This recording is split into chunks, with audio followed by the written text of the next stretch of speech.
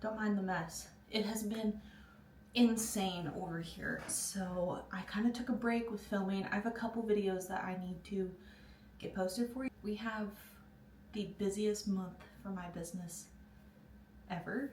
My heart is racing like just thinking about this, but I've been reaching out to different stores and just like doing behind the scenes stuff, networking with different physical stores, and I have a lot of opportunity this month.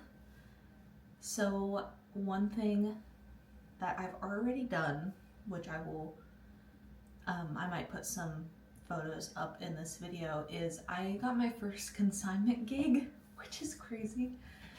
I have another one in the works for in a few months. So this one is actually at a thrift store. It's month long, so it goes until the end of June. My split is 80-20, and I got like a whole 10 by 10 wall.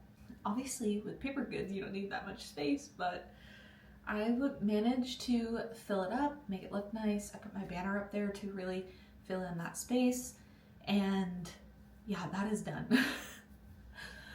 The problem is I put in so much work and so much product for a month-long event basically, that now I have almost nothing for the rest of the month.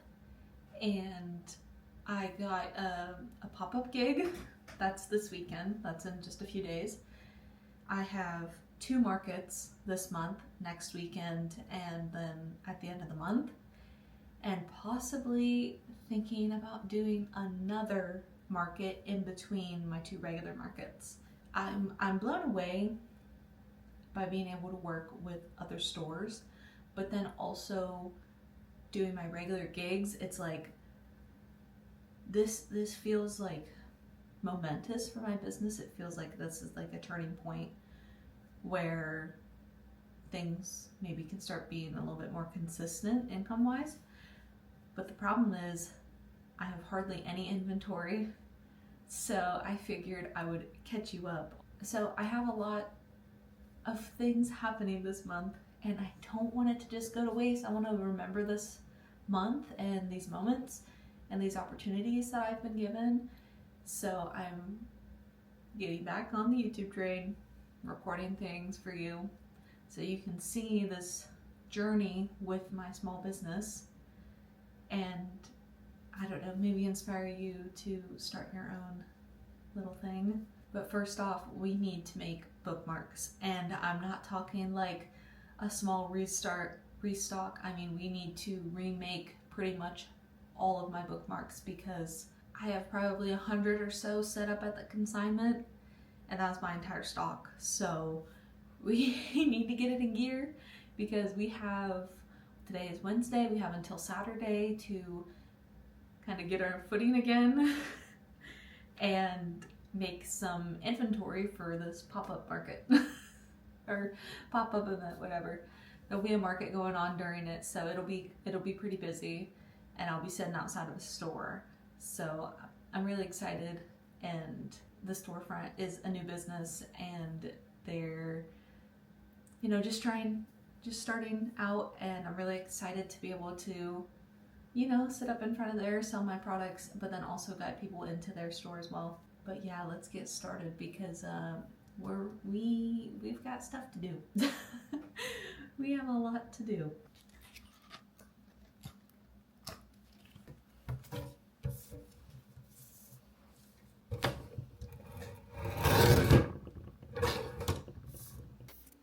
I don't trust that at all, so I'm gonna get you set up on a tripod.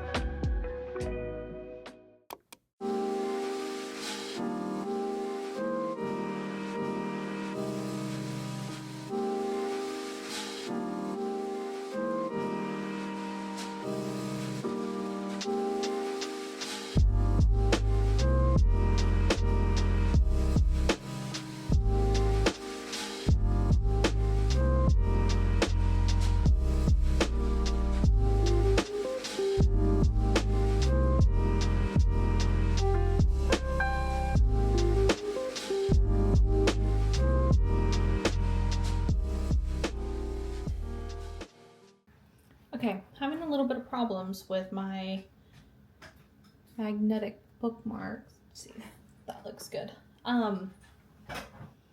So I switched papers because I needed something that was better quality, because my paper I've been using for years, like the print quality just keeps getting worse and worse.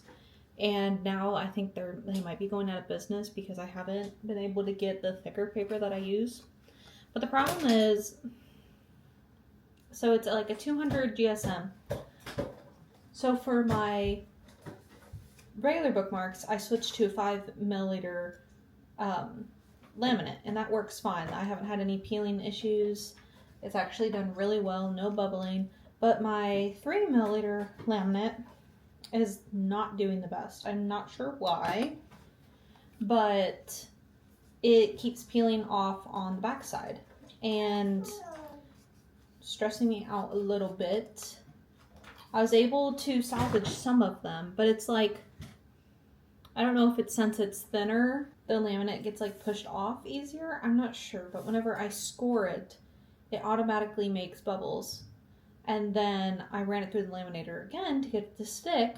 And then whenever I closed it, then it bubbled again, and then it just like came off the whole thing. So I was able to salvage these ones, but now I'm nervous to make my other ones. I didn't have this problem with the other paper. That's the only thing I can assume, is that it's the paper.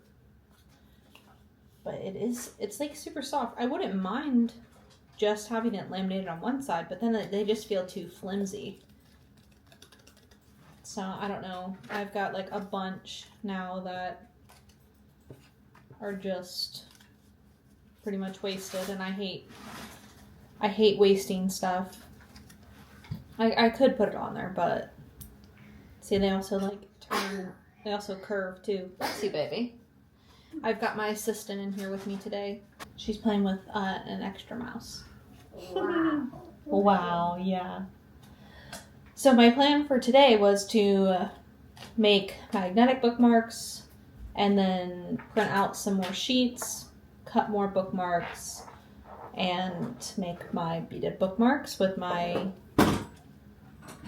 hooks that I'm going to be reusing. So I don't know, feeling a little discouraged about this, but I'm going to switch to making beaded bookmarks now, I think.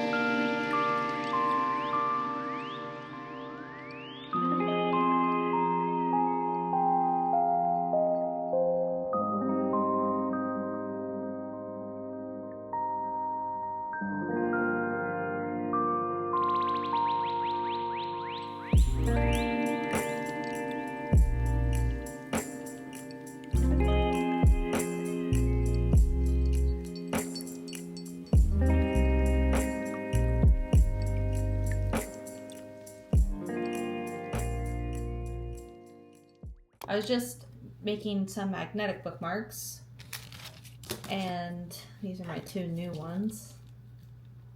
But I figured I would show you the beaded bookmarks that I made today to match each book that I have my blind date with a book for.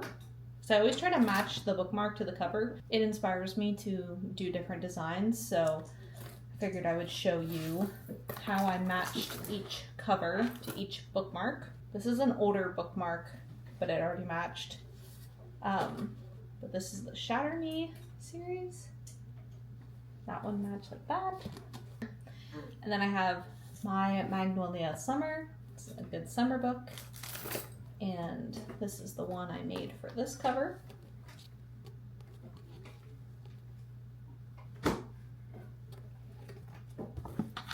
Next I have Cassandra in Reverse. I've not heard of this one, but it has the Reese's Book Club sticker on it, so I figured it's pretty popular. This one, I had like the perfect beads to go with it. So the color matching on this one is kind of crazy, but that's the bookmark that I made for that one.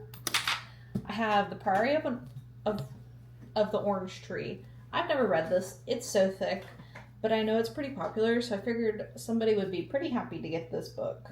But the cover was really pretty, but I didn't have any, I had like no orange and blue. I had this like amber color that was kind of burnt, so I kind of just went with the, that burnt orange color. Wow, and thank you. And some metal. I thought that matched it pretty good. Next I have The Familiar by Leigh Bardugo. Wow. Here's the bookmark that I made for this one. And then last is From Blood and Ash by Jennifer L. Armentrout, yeah. And this is the bookmark that I made for that one. So I have a good bit of beads that I bought from somebody who, I think they had thrifted them or they were getting rid of their bead collection or something. So I have a lot of miscellaneous beads that I personally didn't pick, but it is really cool to kind of dig through there and see what kind of bookmarks I can, or to see what kind of beads I can find, because it really does help me creatively to just like try out new patterns, new designs. But now I'm just working on magnetic bookmarks, and after I'm done with magnetic bookmarks, I will wrap up the blind dates of the book. So pop-up event is tomorrow, and that's really the only thing I have to do, so I'm super stoked. Let's get to it.